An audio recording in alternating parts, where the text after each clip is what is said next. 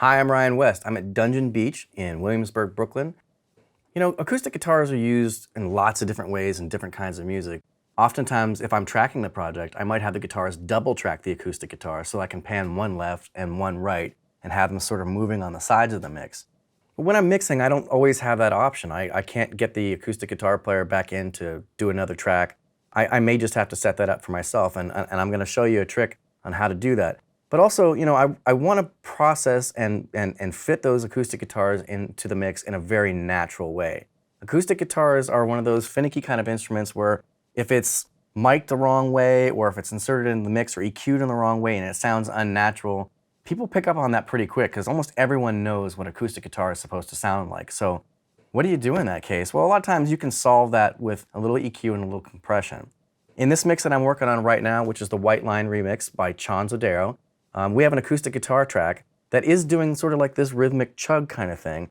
So the first thing I'm going to do is go ahead and reach for the Grand Channel plugin because that's got both a compressor and an EQ on it, and I need both of those in this case. I'm going to put the plugin up and I'm going to bypass it so we can listen to the acoustic guitar just as it was given to us with no processing at all. So take a listen to this.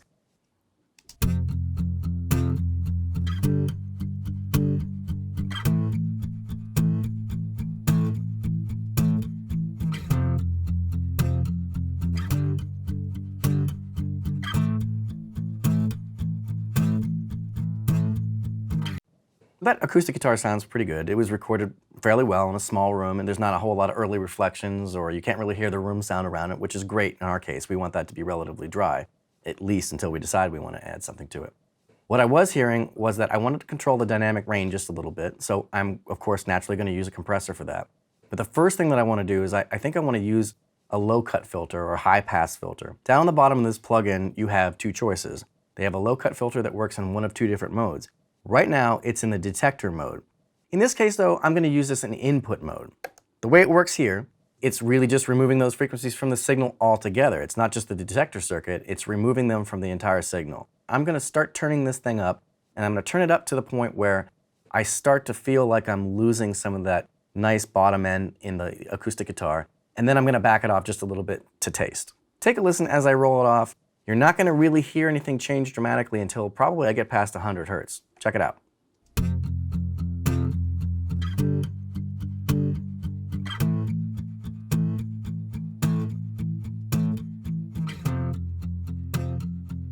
Okay, did you hear that right there? Once I got up to 148 Hertz, you really, lost the low end of that acoustic guitar. I don't want to lose all of that. That's nice. It has like a really nice natural quality to it. So I'm going to start backing it down until I feel like it's in a good place.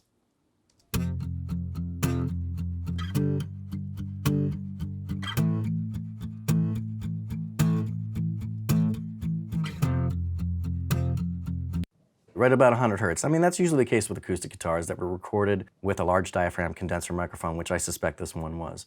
One of the next things I want to do is I want to control the dynamic range a little bit, and I want to do that first. So I want to have the compressor before the EQ in this particular instance because I want to control the dynamic range, and then I'm going to use the EQ to add a bit of sparkle on the top end. On this plugin, because it's a channel strip, there's, signal operates in a certain order, but you can actually change that order on this one. Down on the bottom right, there's a switch where you can choose EQ before compressor or compressor before EQ.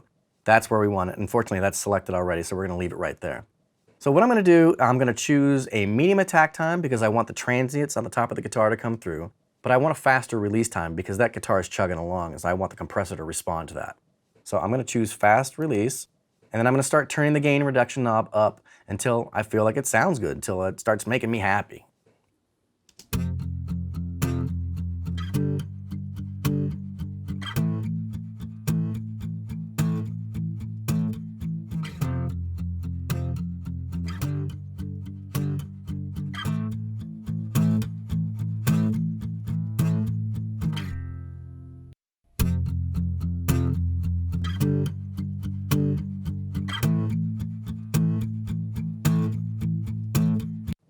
You can also tell that I adjusted the gain output knob, and that's to level match it so that when I'm listening for the compression, I'm not hearing a difference in the volume. I'm just hearing the effect of the compression.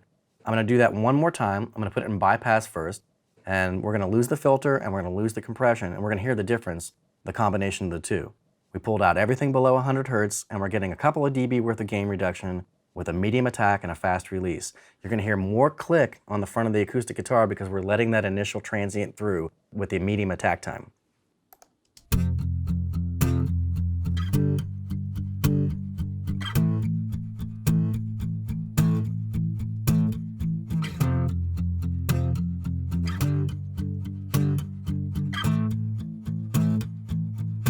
You hear that it's not a huge change, but once we sneak this into the mix, that the little bit of extra attack time and the dynamic control on that acoustic guitar is going to really let us put it in a very specific place in the mix and let it sit as a rhythmic element and just hold down our tempo. The other thing that I want to do with this is I want to use the EQ to add a little bit of sparkle back into the guitar. I'm not exactly sure where that frequency range is going to be, but I find with acoustic guitars, it's often in the 3 to 4 kilohertz range. The reason why I do it there and not much higher is because the vocal is going to have its presence in the range just above that. The vocal's presence range is somewhere around 4.5 to 5 or 6K, and I want to let the vocal live in that area of the mix. I don't think the guitar should be brighter than the vocal, so naturally I'm going to go for something just a little bit lower. So let's add a couple of dB worth of gain with a wide Q bandwidth on the EQ section above to add a little bit of sparkle, add a little sheen back in. So I'm going to select this band right here. I'm going to put it in peak mode instead of shelf mode because I don't want everything above the frequency I'm operating on to be, raised in gain. And of course I'm going to have this in the boost mode, not the cut mode. I have 3.3 selected right now. That might change, but let's see what it sounds like with, let's say a medium to 2/3 of the bandwidth here. And I'm just going to start playing it back, listening to it as I add gain at 3.3K.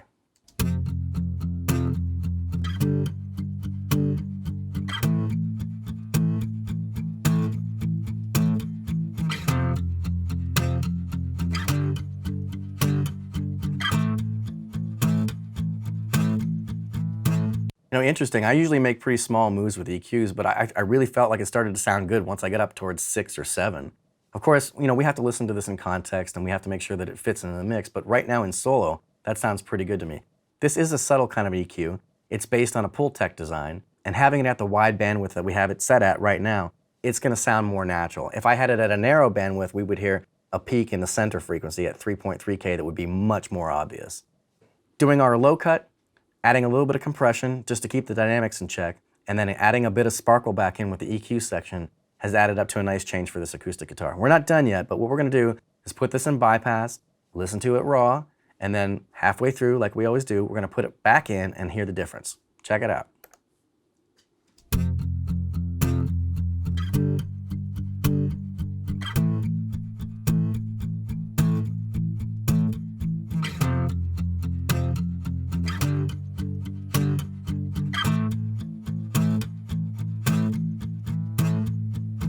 I think that's going to make a big difference. It sounds already more exciting to me. As we discussed when we started this video, sometimes you have an acoustic guitar and it's just a single acoustic guitar, but you'd like it to be, to work like a double-tracked acoustic guitar. And like I said, when I'm in the studio recording with acoustic guitarists, even if we don't end up using it, I ask the acoustic guitarists to double their tracks so that I have the option later in the mix to push the stuff out to the left and right and start, chugging along on the sides of the mix. In this case, we have just the one and we don't have the option of getting the guitarist back in, so what do? Fortunately, we have a little trick for that, and it's called a doubler plugin. It's called the Fixed Doubler. I'm going to choose the stereo version of it. I'm going to put it right on the track as an insert.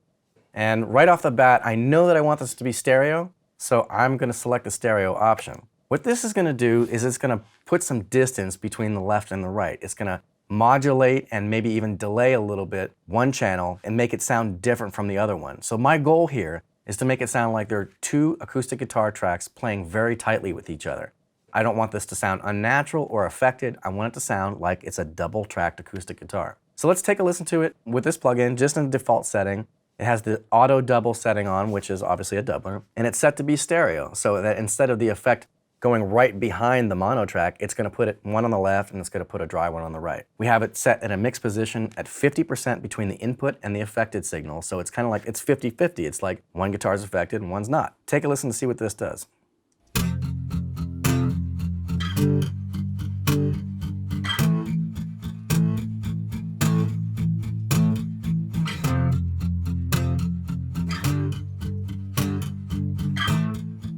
So that sounds pretty affected. That's not really what I'm going for. I'm going for a more natural effect. So what I'm going to do is I'm going to mess with this mix control knob, and And then I'm also going to play with the delay offset, the sweep, and the rate of the sweep so I can see if I can get it to sound a little bit more natural. I want it to sound exactly like two guitars or as close to that as possible. Let's try playing with those a little bit.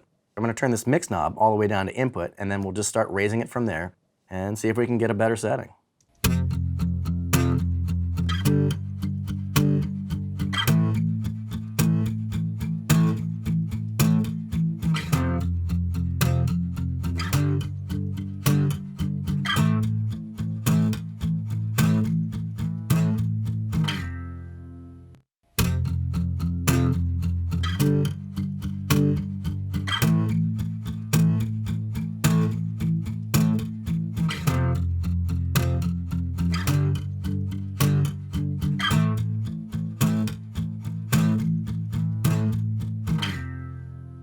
Okay, that's definitely getting closer. You know, I just started to turn the sweep control up a little bit, and I think that's a little bit more of an unnatural sound. I want you to listen to how that works. Basically, that's using this triangle waveform, and you can switch it to sine or to random, but in this case, it's on triangle, and it's modulating the sound just a little bit. For an acoustic guitar, we don't want to modulate it too much, but a little bit might actually work. So let's try it out. Have fun with it. You know, that's what these controls are for.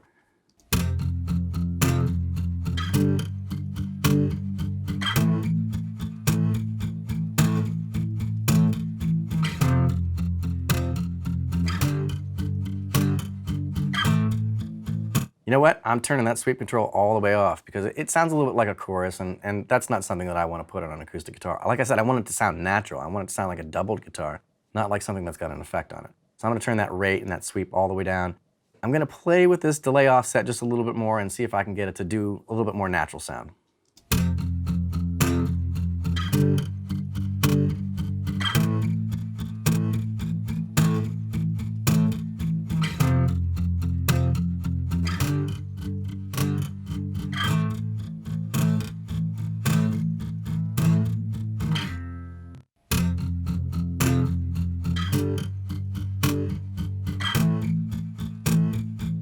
You know, in isolation, I think this sounds a little bit like a delay, but once you sneak this into the mix, it's going to sound a lot more like two acoustic guitars.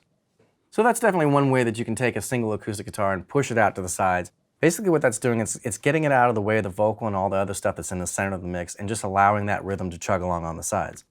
Give that one a try. I think that'll help your acoustic guitar tracks hold down the rhythm. So one last tip for making acoustic guitars sound natural. Put them in a natural space. How do you do that? Well, you can use a reverb. I'm going to go ahead and right on this track, I'm going to add a reverb plugin, and I'm going to choose the SAR1 reverb. I said I want a really small room, which I've already got selected here. I want a low diffusion. I want to hear like the little snaps, the little echoes coming back off the walls in the room, the pretend room that I'm in. And I said I want it really short, so I'm going to take this time control and probably back that down to around 500 milliseconds or so. And we might change that. And I'm going to actually add a little bit of pre-delay so that that reverb is not sitting right on top of the guitar. Let's say I don't want to be in a glass room, so I'm not going to put that on bright. I'm going to turn that down to be a little bit more dark and maybe even a little bit of high cuts below 5K. And the reason why I'm going to do it below 5K is because I don't want that interfering with the vocal or any of the other stuff that's going on in that frequency range in the mix. So I want this to sort of sit below the vocal. Remember where we boosted the acoustic guitar on the Summit Grand channel? We boosted it at 3.3K, and I want to keep this kind of in that range too. I don't want it to, the reverb to be too bright. Also on this plugin, we have the handy dandy wet and dry mix control. So I'm going to turn it all the way to dry, play back the acoustic guitar, and start adding in more reverb towards the wet direction until I feel like it's occupying a natural space. So take a listen to this.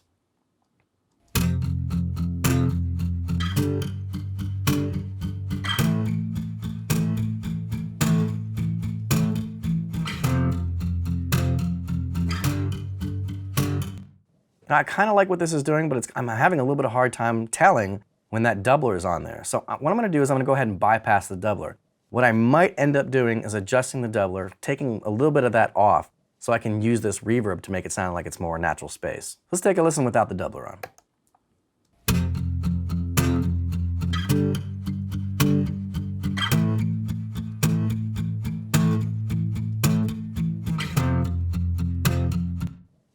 I like that for the space. So I'm going to go back to the doubler, and I'm going to start with that mix all the way down again and just add it in until I feel like it's doubling it naturally.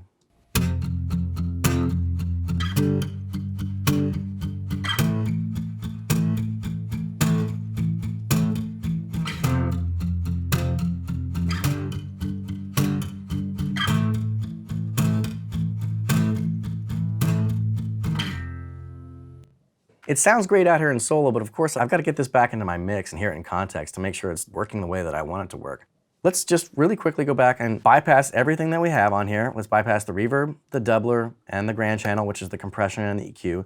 Listen to it raw, and then I'm going to start putting these things back in one on one, and we'll listen to the difference between what we started with and what we ended up with.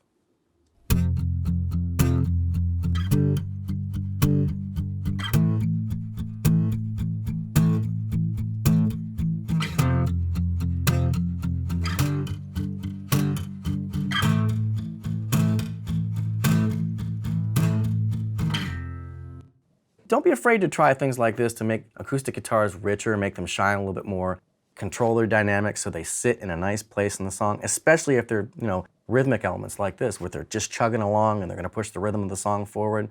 Try to control them as you would anything else and keep them right there so that they're pushing the rhythm forward. All right, I hope these helped you guys out. Good luck.